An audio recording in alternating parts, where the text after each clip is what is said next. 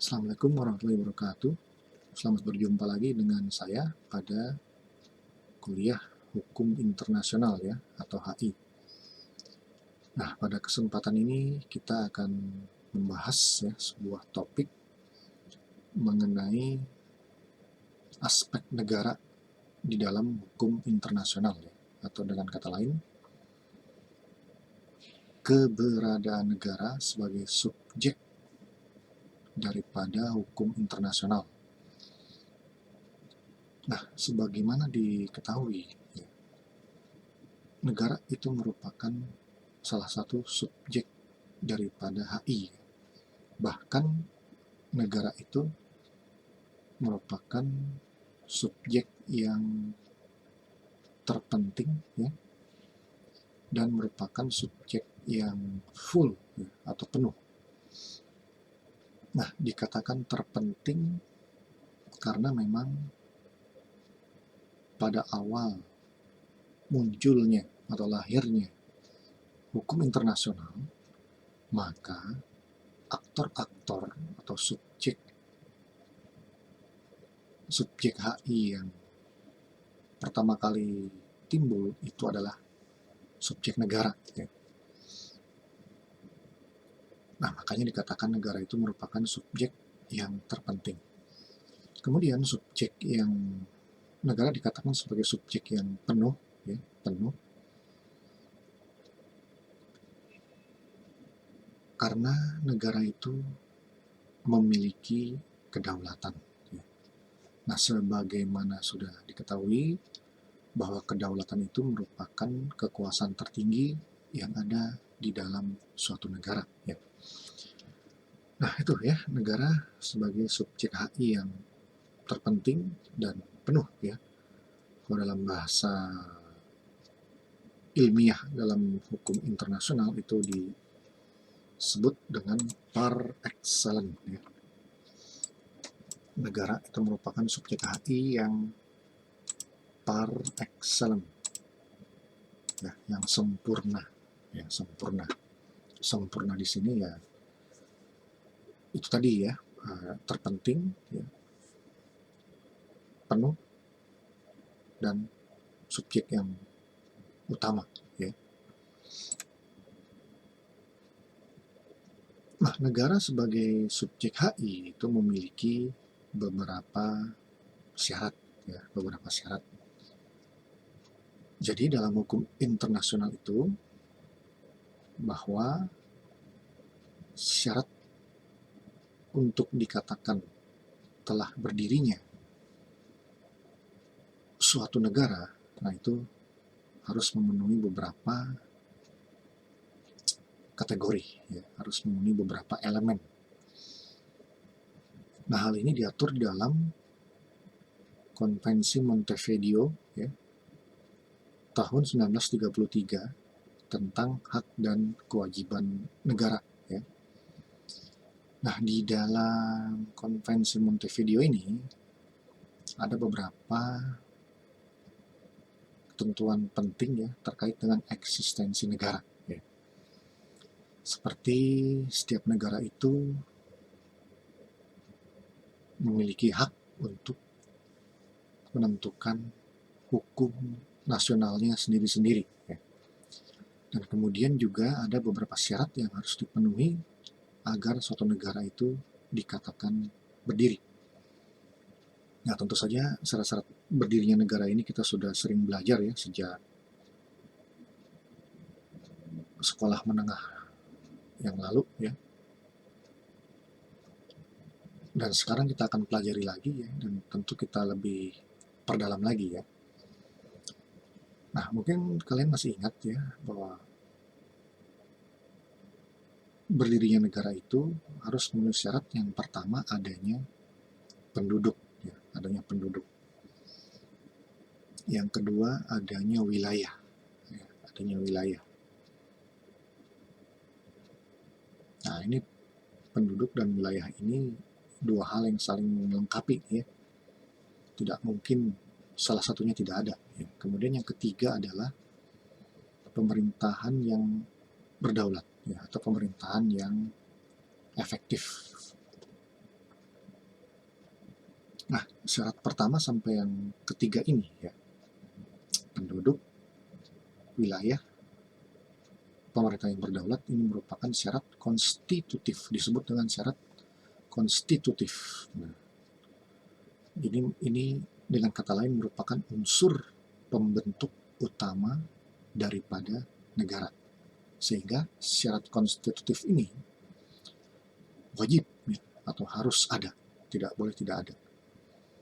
Kemudian syarat yang keempat adalah kemampuan negara untuk kemampuan atau kapasitas negara untuk memasuki hubungan internasional. Nah, state capacity ya, to enter international relationship. Nah, itu. Nah, syarat yang keempat ini pada gilirannya itu akan terkait erat dengan pengakuan negara, nah, yang nanti akan kita bahas dalam kuliah tersendiri ya. Dan apabila tadi dikatakan syarat pertama, kedua, dan ketiga itu merupakan syarat konstitutif yang harus ada, maka syarat keempat ini termasuk dalam kategori syarat deklaratif ya. Sehingga syarat yang keempat ini sifatnya tidak harus ada ya. Seperti tadi yang syarat konstitutif ya, itu harus ada ya, wajib hukumnya. Sedangkan syarat deklaratif ini tidak harus ada ya, tidak harus ada. Nah, baik, sekarang kita akan lihat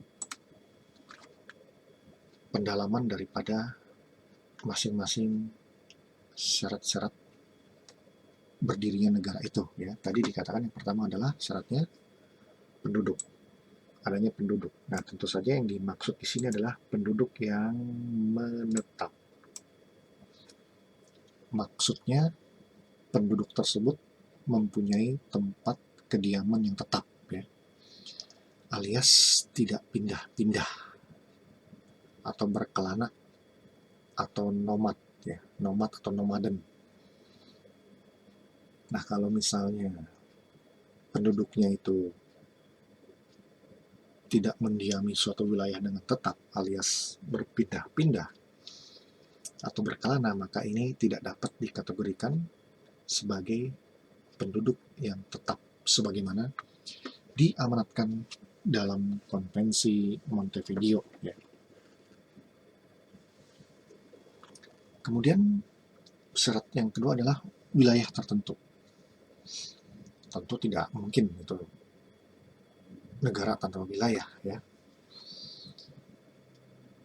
Sehingga ini wilayah ini mutlak itu bagi pembentukan suatu negara ya, suatu negara. Nah, memang tidak ada ketentuan yang tegas terkait dengan syarat minimal luas sebuah negara ya, atau syarat minimal ukuran wilayah suatu negara ya. Tetapi yang jelas bahwa suatu negara itu harus memiliki wilayah yang batas-batasnya jelas ya. Harus memiliki wilayah yang batas-batasnya jelas. Nah, itu syarat utamanya ya. Yang penting batasnya jelas. Sedangkan luasnya itu ya itu relatif ya. Nah, sebagai contoh, ada negara yang luas wilayahnya sangat kecil ya, hanya 21 km persegi, yaitu negara Nauru ya, Nauru. Nah, Nauru dengan luas yang sangat kecil ini ya, dia tetap dikatakan sebagai sebuah negara yang berdaulat ya. Atau Singapura, ini wilayahnya hanya 218 km persegi. Walaupun demikian, Singapura tetap itu dikatakan sebagai negara yang berdaulat, sama dengan Cina yang luas wilayahnya itu 9.500.000 sekian persegi, 9.500.000-an kilometer persegi. Nah, ini sebagai contoh ya, fakta konkret bahwa HI itu tidak terlampau concern terhadap luas wilayah negara ya. Hanya HI itu menghendaki bahwa negara itu memiliki batas-batas yang jelas ya, yang jelas, yang fix.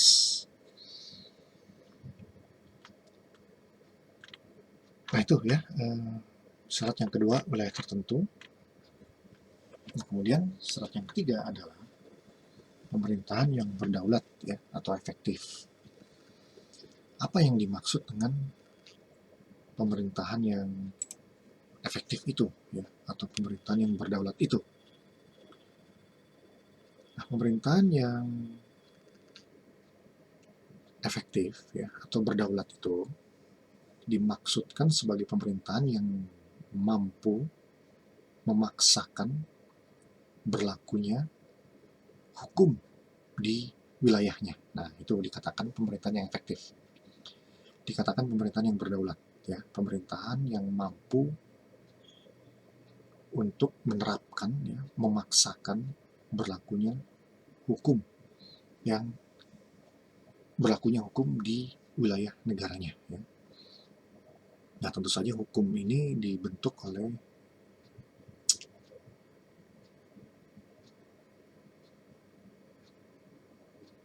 penguasa ya. Hukum ini dibentuk oleh pembentuk hukumnya ya, pembentuk hukumnya. Seperti undang-undang itu dibentuk oleh DPR bersama pemerintah ya. Nah, itu ya makna daripada pemerintahan yang berdaulat ya, atau efektif ya. Nah, kalau ingin definisi yang lebih kompleks lagi ya, maka pemerintahan yang berdaulat ya atau efektif itu juga bisa dikatakan sebagai pemerintahan yang mempunyai kapasitas real untuk melaksanakan semua fungsi kenegaraan, termasuk pemeliharaan keamanan dan tata tertib di dalam negeri, dan pelaksanaan berbagai komitmen di luar negeri. Nah, ini pengertian yang lebih kompleks ya daripada pemerintahan yang berdaulat atau efektif. Nah, itu ya syarat-syarat konstitutif daripada berdirinya sebuah negara ya, yang tadi saya katakan syarat ini harus ada ya, harus ada. Kalau tidak ada salah satunya ya, maka itu tidak bisa dikatakan telah berdiri sebuah negara ya. Jadi ketiga syarat ini itu kumulatif ya, harus terpenuhi semua ya, tidak boleh ada satupun yang tak terpenuhi ya. Kemudian ini yang saya katakan tadi ya, syarat yang keempat dikategorikan sebagai syarat yang deklaratif ya. Syarat yang deklaratif.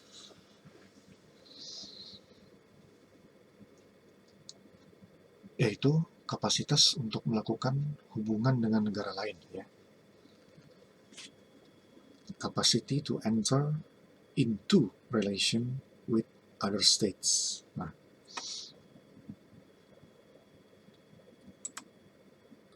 ya tentu negara-negara yang mampu melakukan hubungan dengan negara lain ya, dengan banyak negara lain, itu tentu memiliki keuntungan ya, dalam berbagai bidang ya. Dari segi pergaulan tentu negara tersebut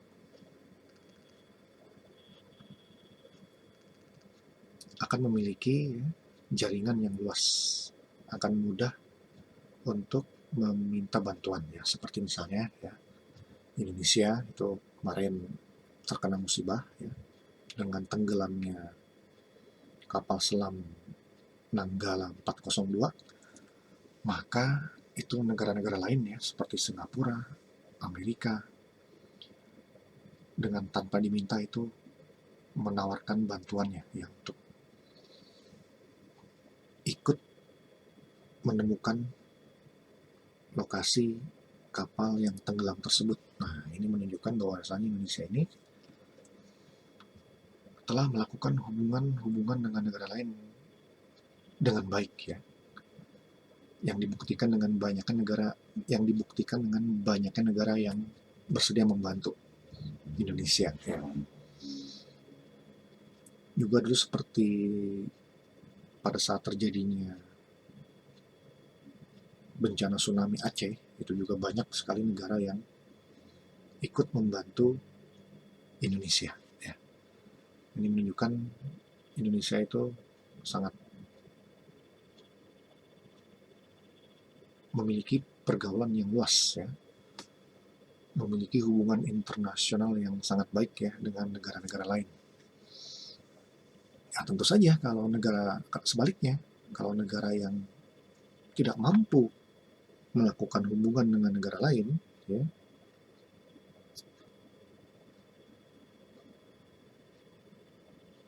karena mungkin negara tersebut adalah negara terisolasi ya, negara tertutup ya,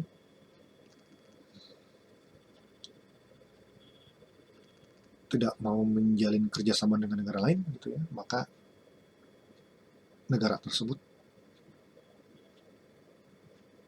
tentu saja ya akan terkucil ya, terkucil. Nah ini ya, dia akan menjadi terkucil di dalam pergaulan masyarakat internasional ya, sehingga negara tersebut akan kesulitan ya untuk meminta bantuan ya,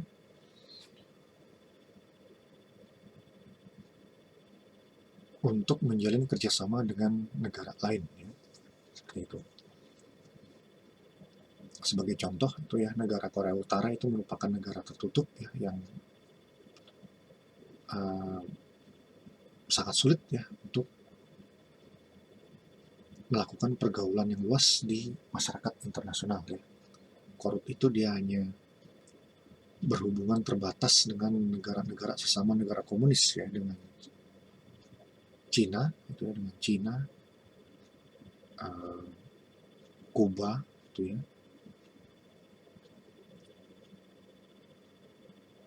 sebagai negara Vietnam yang menganut komunis. Nah itu jadi pergaulannya terbatas hanya di situ-situ saja ya dengan negara-negara sesama komunis.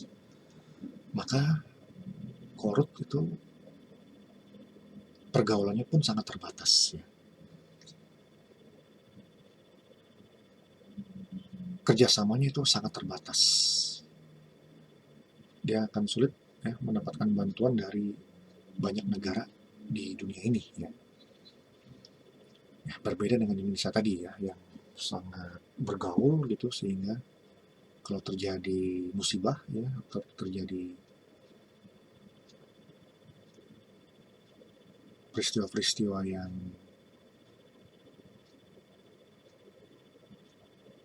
membuat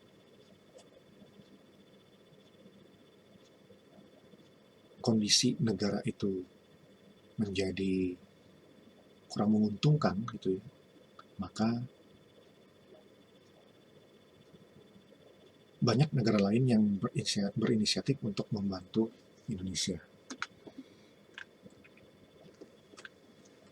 Nah, ada beberapa, oh iya, kemampuan negara ini untuk melakukan hubungan dengan negara lain ini nanti pada gilirannya akan terkait erat dengan pengakuan ya.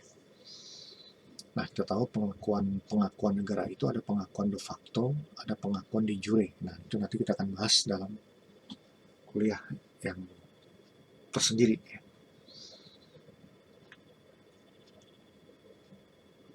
Nah, negara itu sebagai subjek HI melekat yang namanya atribut esensial, ya.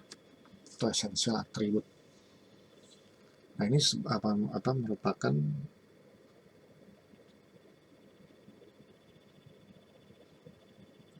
hakikat, ya, sebuah hakikat daripada negara sebagai subjek HI. Itu inherent, ya, inherent atau melekat yang namanya esensial atribut. Nah, ini meliputi pertama adalah kemerdekaan, ya, kemerdekaan. Tentu negara yang merdeka itu adalah negara yang mandiri, ya, yang memiliki otonomi, gitu, kebebasan untuk mengatur wilayah negaranya, ya. Kemudian negara itu memiliki kedaulatan, ya, atau kekuasaan tertinggi, ya, sehingga negara itu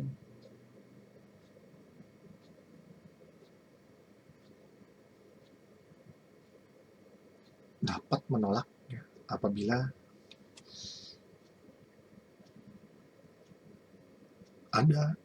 ada intervensi dari negara lain, ya, kecuali intervensi negara lain tersebut diminta, ya, oleh negara yang bersangkutan, ya, seperti itu, atau diizinkan oleh negara yang bersangkutan, ya. Seperti misalnya kemarin dalam kasus tenggelamnya kapal Selam Nanggala 402, itu negara-negara lain masuk ke dalam wilayah Indonesia, ya, untuk memberikan bantuan mencari kapal yang tenggelam itu tentu atas izin daripada pemerintah Indonesia, ya.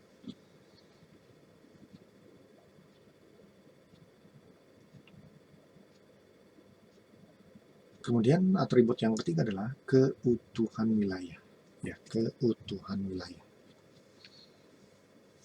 Nah, keutuhan wilayah ini dijamin dalam Konvensi Wina 1815 dan pasal 2 ayat 4 Piagam PBB. Nah, ya, pasal 2 ayat 4 Piagam PBB ini menentukan keutuhan wilayah negara itu dijamin, ya. Maksud saya Konvensi Wina 1815 ini menentukan, ya,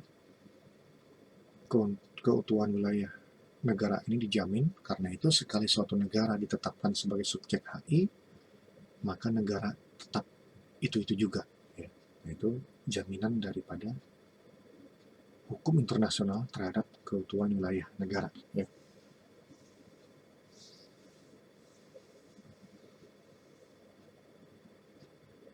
Nah, sehingga, ya, apabila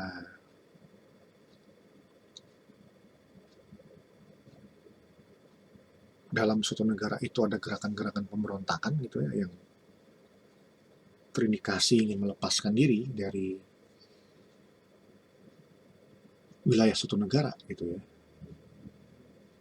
atau melepaskan diri dari wilayah induknya, maka negara induk tersebut memiliki hak, ya, untuk mempertahankan keutuhan wilayahnya, ya.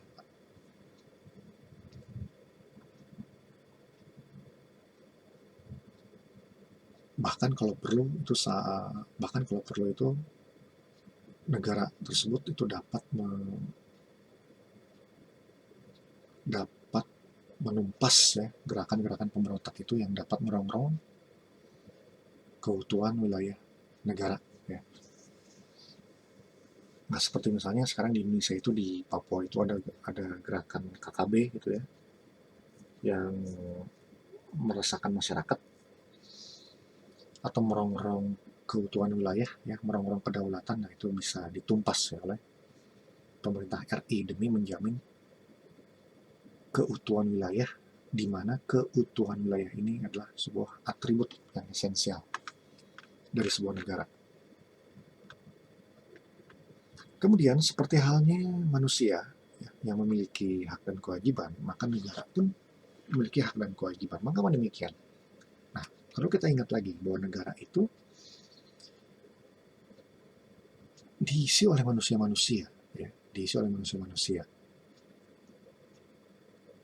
Negara itu terdiri atas orang-orang, ya. Jadi pada analisa terakhir, negara itu pada hakikatnya adalah kumpulan individu. Nah, itu ya, kumpulan individu. Sehingga sebagaimana individu itu memiliki hak dan kewajiban, maka negara pun memiliki hak dan kewajiban juga, ya, seperti itu.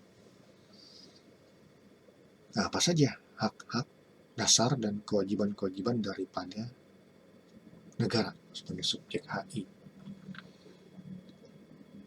Nah, negara itu memiliki yang pertama hak untuk hidup, ya, rights to existence, hak untuk hidup, ya. Makanya dalam HI itu, ya, sekali negara itu dinyatakan sebagai subjek HI, maka apapun yang terjadi di negara itu, ya, negaranya tetap ada, ya, tetap itu juga. Sebagai contoh, ya, di Libya itu, ya, walaupun pemimpinnya itu di kudeta, ya, bahkan sampai terbunuh presidennya itu Libya, ya, itu tetap Libyanya itu tetap ada, ya, tidak menyebabkan Libya itu hilang, ya, seperti itu.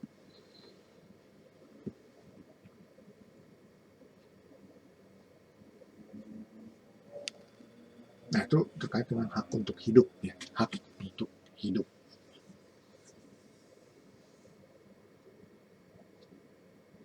Kemudian juga negara Irak, ya, negara Irak. Walaupun Irak itu ketika zaman Saddam Hussein itu dibombardir habis-habisan, ya, Saddam Hussein itu diperangi habis-habisan oleh negara-negara lainnya, terutama negara sekutu, Amerika dan sekutunya, dan bahkan sampai presidennya Saddam Hussein itu ditangkap dan dihukum mati, tetap itu negara Irak tetap ada, ya, tidak hilang, ya, negara Irak itu. Ya. Itu tadi yang dikatakan bahwa sekali negara itu ditetapkan sebagai subjek HI, maka apapun yang terjadi di negara itu, negaranya tetap eksis, ya, tetap eksis. Kemudian hak yang kedua, hak untuk mendapat kehormatan, right to respect. Nah, ini hak negara juga, ya, makanya ketika ada tamu negara, ya, ada tamu negara lain datang ke sebuah negara, maka tamu negara itu wajib dihormati, ya. Seperti misalnya belum lama ini Perdana Menteri Malaysia yang baru itu mengunjungi Indonesia, ya. Maka tentu di Indonesia beliau disambut dengan baik, ya, oleh Presiden Indonesia, diundang ke istana, gitu, ya, dikasih karpet merah, bahkan sampai ada acara inspeksi pasukan, ya. Inspeksi pasukan itu menunjukkan bagaimana Indonesia itu menghormati tamu negara dari negara lain, ya, dalam hal ini Perdana Menteri Malaysia. Kemudian ada juga hak untuk mendapatkan persamaan derajat, ya, seperti misalnya dalam sebuah konferensi internasional, itu, ya. Nah, baru-baru ini diadakan konferensi internasional terkait dengan iklim, ya. Indonesia juga diundang itu di acara itu, dan semua peserta yang diundang itu mendapatkan hak, ya, atas persamaan derajat. Kemudian hak untuk mendapatkan wilayah, ya. Berikutnya lagi hak untuk mempertahankan diri, rights to self defense, ya. Ya, kalau diserang oleh negara lain, ya, maka negara yang diserang tersebut punya hak untuk mempertahankan dirinya. Kemudian hak untuk turut serta ke dalam pergaulan internasional, ya. Tentu setiap negara itu memiliki hak yang sama untuk ikut serta dalam pergaulan internasional, sehingga dalam perjanjian internasional yang sifatnya multilateral ya, dalam konvensi-konvensi atau traktat-traktat yang sifatnya multilateral, maka semua negara itu memiliki hak untuk menjadi peserta, memiliki hak untuk menjadi negara peserta di dalam perjanjian tersebut. Nah, kemudian kewajiban, nah tadi hak ya, sekarang kewajiban ya. Negara juga memiliki kewajiban-kewajiban ya, yang harus dipenuhi. Yang pertama, menghormati kewajibannya menurut HI. Yang kedua, tidak melakukan tindak kekerasan atau peperangan untuk mencapai kepentingan politik nasional. Jadi tindak kekerasan atau peperangan ini adalah metode yang paling terakhir ya, metode yang paling dihindari dan paling terakhir. Artinya bahwa negara, dalam hubungan antar negara itu selalu harus mengedepankan cara-cara yang damai ya, yang bersahabat. Tindakan kekerasan atau peperangan itu tidak diperlukan kecuali dalam kondisi yang benar-benar sangat darurat ya. Kemudian hak yang lain adalah tidak campur tangan dalam urusan intern negara lain ya, negara lain.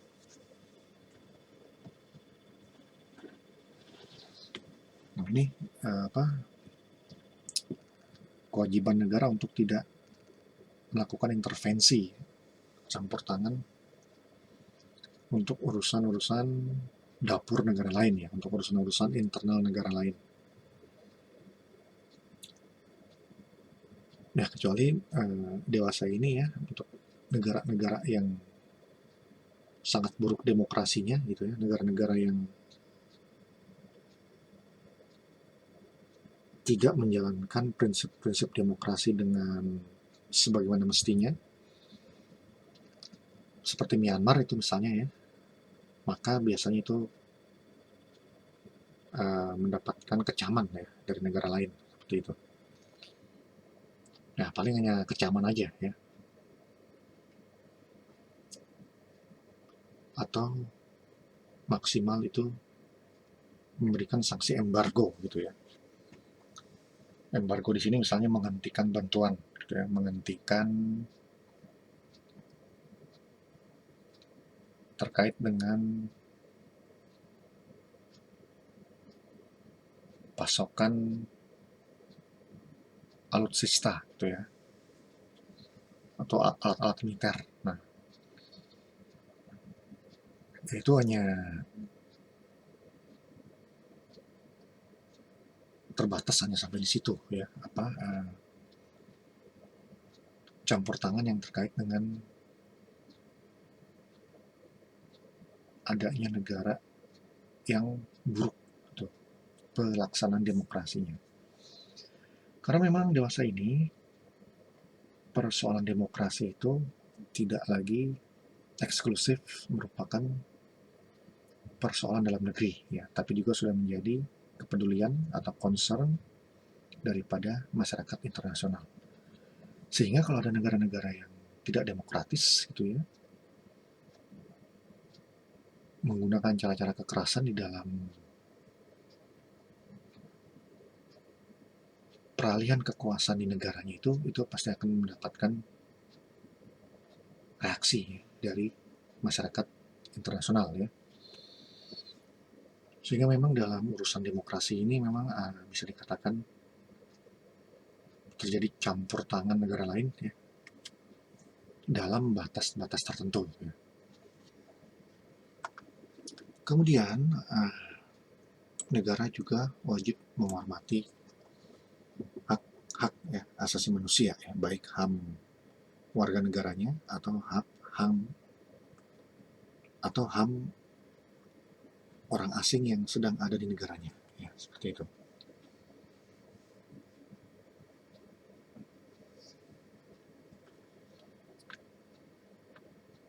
Baik ya, itu mungkin itu dulu yang bisa saya sampaikan ya pada perkuliahan kali ini.